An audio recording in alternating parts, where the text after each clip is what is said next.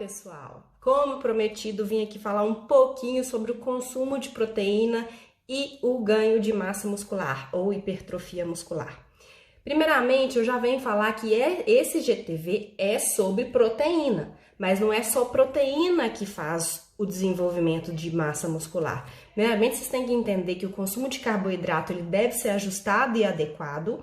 O estímulo, o treino de força, ele deve ser bem feito, bem realizado e, claro, o sono.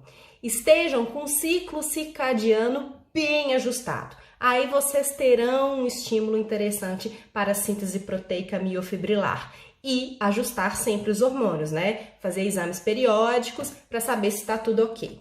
Primeiramente, tem que falar que tem pessoas que ainda consomem excesso de proteína, achando que quanto mais proteína ingerir, mais músculo. Quanto mais proteína ingerir, mais e mais hipertrofia muscular. E não é bem assim. Isso é um mito, tá? Assim, a gente tem uma necessidade já embasada cientificamente, com vários estudos aí já provando que acima de determinado valor, que eu ainda vou falar aqui agora, não resolve. Falando um pouquinho sobre recomendações, vamos iniciar com aquela pessoa que está ali na musculação, fazendo um treino mais leve, moderado, que só quer, às vezes, manter o tônus muscular. Uma ingestão ali de 1,4 gramas por quilo de peso a 1,8 gramas por quilo de peso já é suficiente para os fins estéticos e de treinos mais leves. Isso já é responsivo, a pessoa já tem uma boa resposta. Pensando em performance muscular, aí já é diferente. Performance num atleta, hipertrofia, atletas de elite, por exemplo. A recomendação é de 1,6 a 2,2 gramas por quilo de peso. Vejam, não é tanto assim diferente daquela pessoa que apenas faz um treino de musculação convencional. E aí, existem também aquelas pessoas que fazem o processo de emagrecimento, mas querem segurar a massa magra. Poxa, eu quero emagrecer, eu quero diminuir meu percentual de gordura, mas eu não tenho intenção de diminuir minha massa magra. Existe também um protocolo, né, de 1,6 a 2,4 gramas por quilo de peso. Por que gramas por quilo de peso? Porque os estudos mostram que as necessidades são individuais. Não adianta falar 100 gramas de proteína por dia. Existem pessoas que pesam 50 quilos, existem pessoas que pesam 120 quilos. Como que a quantidade seria a mesma? Então, existe um preconizado gramas por quilo de peso corporal e não gramas por quilo de peso de massa magra, tá certo? Pessoal, eu já vi prescrição de nutricionistas, inclusive, sugerindo às pessoas ingerirem até 4 gramas por quilo de peso de proteína. Isso não ajuda. Pelo contrário, às vezes pode até atrapalhar a pessoa. Como eu falei lá no início, não é quanto mais proteína, melhor. Veja bem, né, de acordo com as recomendações descritas e documentadas, 50% do ingerido fica nos órgãos, como o intestino e fígado. 40% vai para os processos metabólicos, como formação de ureia, neurogênese, formação de novos neurotransmissores e gliconeogênese. Só 2,2 gramas vai realmente para o músculo. Isso já é taxado e comprovado nos estudos. Esse a mais vai para esses demais órgãos.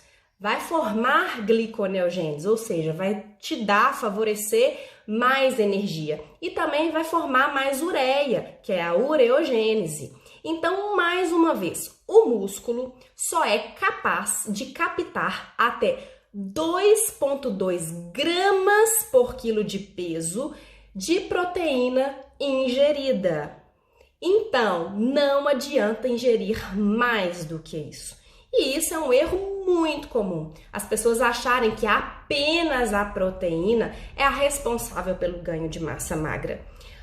Gente, não só a proteína em si, mas aí entra até a questão da suplementação, né? A pessoa entra para academia e já começa a comprar os potes de whey, creatina, porque o colega usa, então já tem que usar. Não, não tem que usar. Muitas prescrições a gente consegue bater a necessidade de proteína diária sem nenhum suplemento. Porém, a creatina, por exemplo, já é um suplemento que tem uma comprovação científica bastante firme e vasta, que realmente melhora treinos de força, recuperação muscular e ganho de massa magra, sim. Mas esse é um outro assunto que eu não vou falar aqui dele agora. Sabendo, então, que a gente tem essa quantidade de proteína de grama por quilo de peso para bater ao longo do dia, existem alguns detalhes sobre isso. O nutricionista é o único profissional habilitado e responsável por esse cálculo para você. Não precisa preocupar, não precisa baixar aplicativo para ficar fazendo essas contas. Nós fazemos ele por você. Mas existe uma diferença entre ingerir gramas por quilo de peso ao longo do dia de forma fracionada e gramas por quilo de peso em pequenas refeições e com muita concentração de proteína. As pessoas precisam começar a perder aquele costume que os lanchinhos da tarde, lanchinhos da manhã são ali baseados em castanhas e frutas. Para quem quer hipertrofia muscular, todas as refeições é interessante que tenha boas fontes proteicas. Existem algumas teorias científicas que dizem que distribuir essa proteína de forma fracionada, espaçada, um exemplo, é muito comum aquele indivíduo de 70 quilos que então precisa, pensando em 2 gramas por quilo de peso, ele precisa de 140 gramas de proteína por dia. Então, ele consome ali uma pequena porção de proteína no café da manhã, por exemplo, 15 gramas. Uma quantidade pequena de proteína na hora do almoço, por exemplo, 25 gramas. Só que ele não come nada à tarde e deixa uma última refeição para de noite, que é também o pós-treino dele, e ele vai comer o resto todo da proteína, 100 gramas de proteína, de uma única vez. Ele até fecha essa conta aí, 2 gramas por quilo de peso. Mas ao longo do dia, ele estimulou a síntese proteica de forma submáxima. À noite, ele faz um pico, mas esse pico tem o teto, como eu disse antes, que é 2 a 2,2 gramas por quilo de peso ao todo, mas tem o teto também por refeição. Vou falar, calma lá. Não é porque ele comeu tudo ao mesmo tempo de proteína que vai ser aproveitado pelo músculo, mesmo se ele tiver treinado ali à noite. O músculo aproveita até o teto e o restante vai ser usado como gliconeogênese, ou seja, formar energia, que inclusive pode ser na forma de gordura. Mas pegando uma outra pessoa, vamos dar um outro exemplo, que foi no nutricionista, que passou por um profissional atualizado, que sabe muito bem disso, sabe a importância de fracionar a proteína ao longo do dia, distribuiu essa proteína de forma equivalente ou próxima disso. Exemplo, de manhã 20 gramas de proteína, na hora do almoço 30 gramas, à tarde 20 gramas, pós-treino 30 gramas e à noite um pré-sleep protein de 40 gramas. Então, durante as 24 horas, a pessoa consegue fazer uma síntese proteica mais eficiente. Desses 2 exemplos dados, existe cerca de 25% de diferença entre síntese proteica miofibrilar em pessoas que equalizam a divisão da proteína ao longo do dia do que aquelas que consomem muita proteína em um momento só. O espaço entre as refeições mais equivalentes em dose de proteína deve ser respeitado. Em torno de aproximadamente de 3 em 3 horas, no máximo 5 em 5 horas, entre uma refeição e outra. Porque também vai depender da digestibilidade da refeição. Se você toma um whey protein, a digestão é rapidinha, mas se você come um bife de carne vermelha, por exemplo, a digestibilidade é bem mais lenta. Então vamos falar de quantidade mínima de proteína por refeição.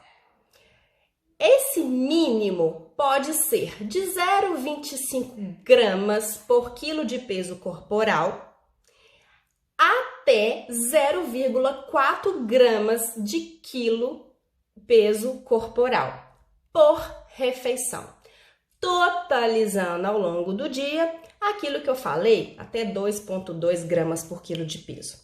Então, se o paciente já ingerir ali 0,25 gramas por quilo de peso, que é o mínimo, eu já garanto uma síntese proteica miofibrilar nele.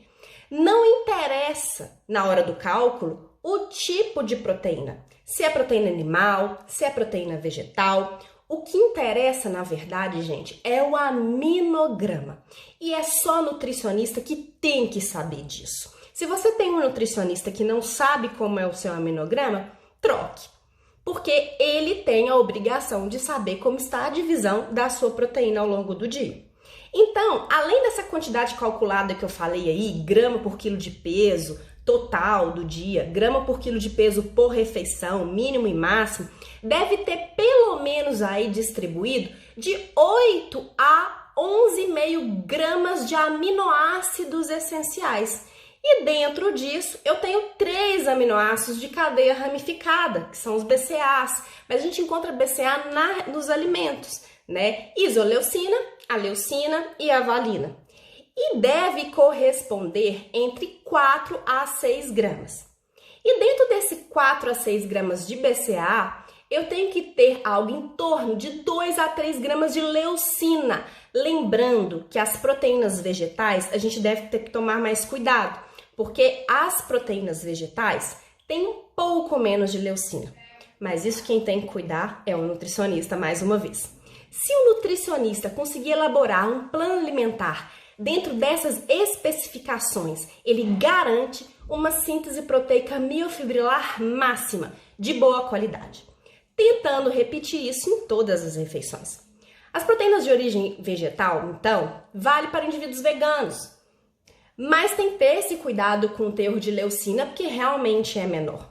Além disso, os estudos têm se falado muito de pré-sleep protein, ou sono anabólico. Isso é bastante conhecido pela galera maromba, fisiculturista aí, né? Que é aquela proteína ingerida lá na última refeição antes de dormir.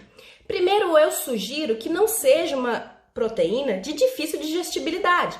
Então, os primeiros estudos que mostraram esse benefício, fizeram testes com a caseína, aquele suplemento. Então, a caseína ficou muito conhecida como de lenta absorção, usada para dormir, mas não precisa ser caseína. Pode ser alimentos de fonte proteica. O sono reparador, gente, também é muito importante.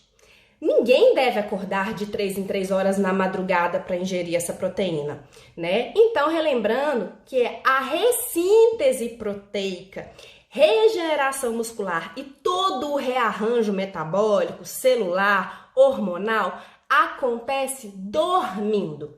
O pré-sleep protein é interessante usar de 0,5 a 0,6 gramas por quilo de peso total nessa última refeição. Vejam que é um pouquinho a mais que a recomendação fracionada ali ao longo do dia.